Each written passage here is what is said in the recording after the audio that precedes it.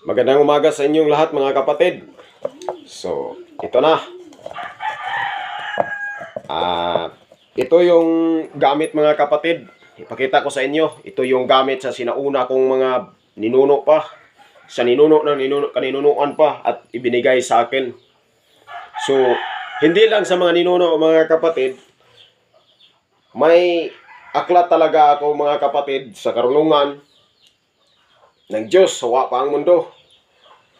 So, nakita ko rin lahat ito mga kapatid sa banal na aklat. Ito na mga kapatid, ang tunay nagpatotoo na ang kaalaman talaga mga kapatid ay galing lang sa ang buong karunungan ay nasa isang librito. So mga kapatid, pinakamalakas talaga ito mga kapatid. Tingnan nyo. At saka ito na mga kapatid, may ipakita rin ako sa inyo na dami dapat yung subaybayan. Ito yung baon mga kapatid at ginawa ko ng langis. Tingnan nyo. Ginawa kong langis mga kapatid. Nilangis ko na. Yung nasa laman, ang laman ito. Nilangis ko. Oh. Dalawang mata at saka walang bibig. So, isang mata, walang bibig. Makikita talaga nyo mga kapatid. Isang mata at dalawang mata at saka walang bibig.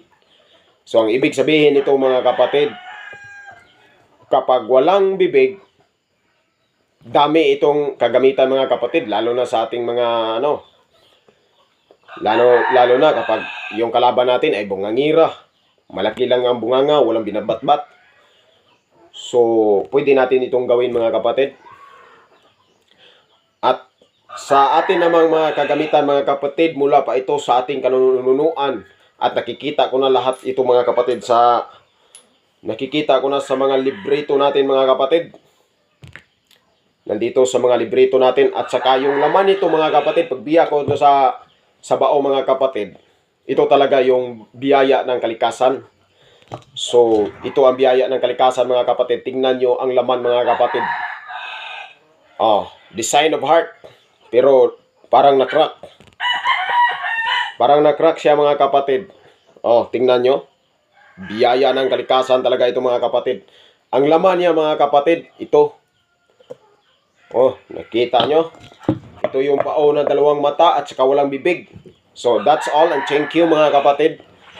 Sa susunod, abangan nyo, like, share, at i-follow ang ating FB Reels sa mga ka-farmers at saka YouTube channel Christopher Anorigo. Okay?